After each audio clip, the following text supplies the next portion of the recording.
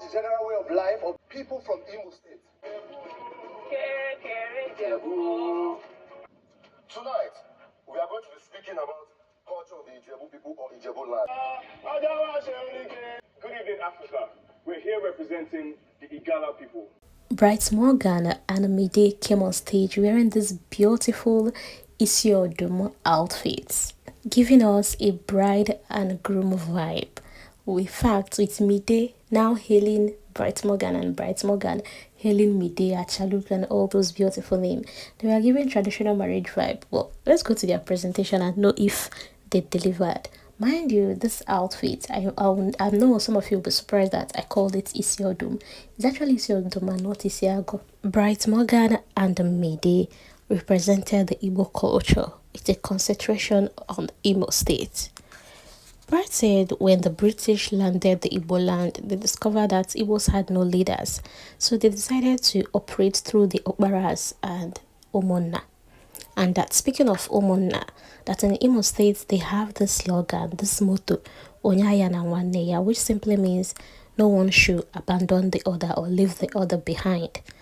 More like the brotherhood spirit, promoting the brotherhood spirit, guiding families, kindreds, and that they are well family oriented. For attraction centers, they made mention of the Oguta Lake. They have Oguta Lake 1 and Oguta Lake 2. That this place serve as a border, a means for exporting palm oil, and that in this lake, the two lakes never mix together. They also mention about another attraction place, Assumpta Cathedral, and that this place is well known for its architectural design and space, that it can contain 3,000 worshippers at a go. For their food, he made mention of the well-known Owerri, Oha soup, Onubu soup, and Nsala soup. For festival and culture, Bright Morgan only mentioned two, Iriji and Mo Festival, which is the masquerade festival that's in their place. They believe that the ancestors always return after death in form of masquerade, so they regard and revere and consider masquerade as sacred. My Igbo people, please, and Imo State people, please do well to rate Bright Morgan and Mide's presentation in the comment section. Mide actually did so well for someone that they just started teaching 2 days ago. Okay, nice performance, but Bright Morgan, he didn't deliver at all. My personal opinion, let me hear yours, but I know he did not deliver in any way at all. There are so many things to talk about. Even if you want to just concentrate on Imo State have a lot to talk about. You didn't even talk about the age grade, like there are a lot of things to talk about, okay? But tell me in the comment section, did you feel they did well or E for effort? Up next, we have Zita and Rooboy representing Ijebu people. So they told us Ijebu is located in Ogun State, and Ogun State was established in 1976, okay? And it is made up of 9 local governments. They went ahead to mention the 9 local governments in Ogun State.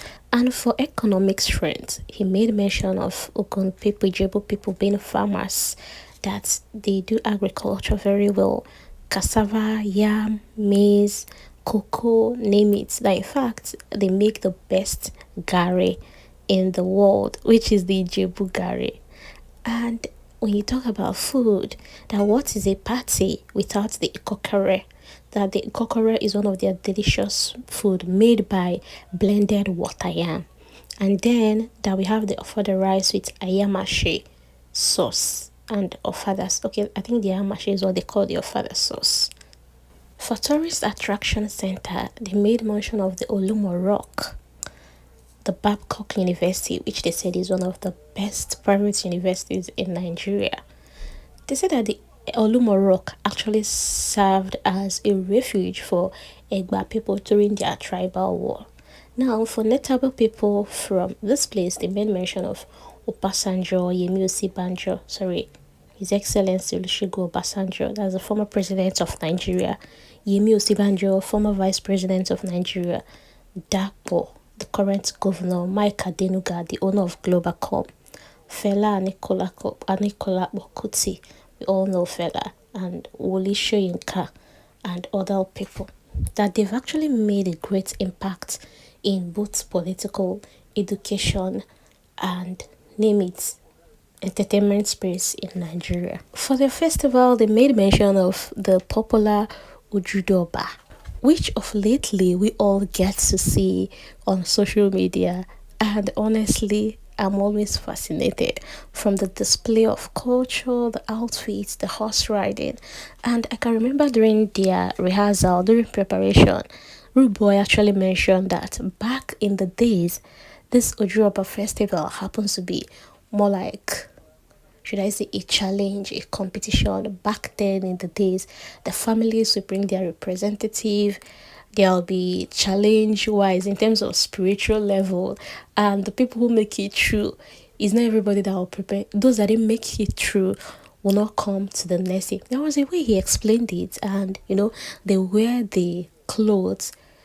Each family have their own uniform representing how they identify. Okay, each family identify by a uniform they will wear as a family, and then they sit family by family and all that. It was interesting when he was narrating it, although he didn't get to give all that details here on stage. But during preparation, he actually made mention of it, and I enjoyed listening to him talk about that festival. Shout out to Farouk anyway. If you don't know who is Farouk, go and type that on Google. The most swagalicious man from 2024, Ujudoba. Please pardon my pronunciation. Up next, we have Jae and Kuture representing the Igala people in the present-day Kogi State.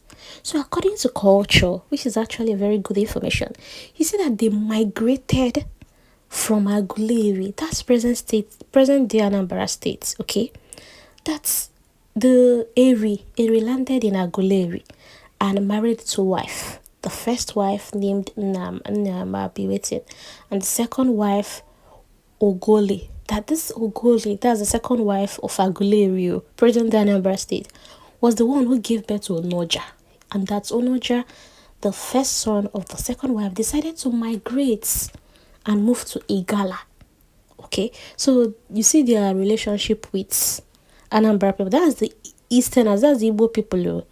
Now, he said that in their place, okay, in Igala, that their ruler is being called Attah of Igala.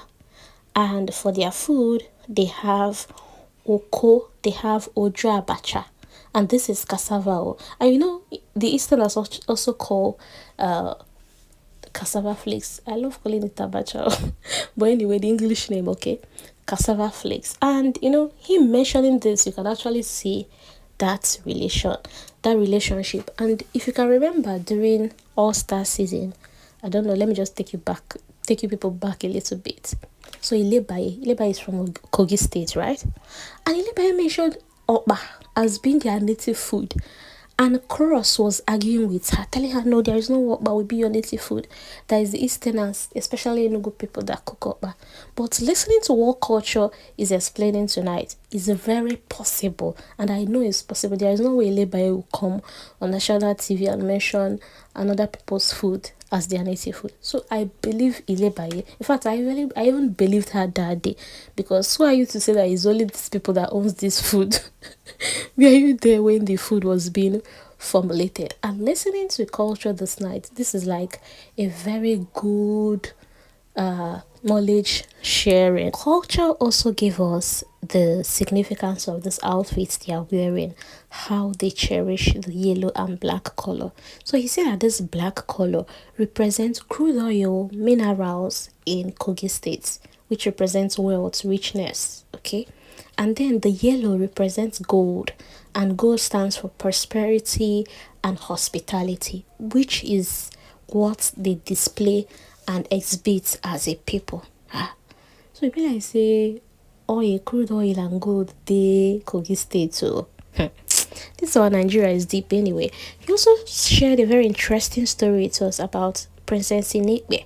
So he said in the olden days, there was war happened in Igala, okay?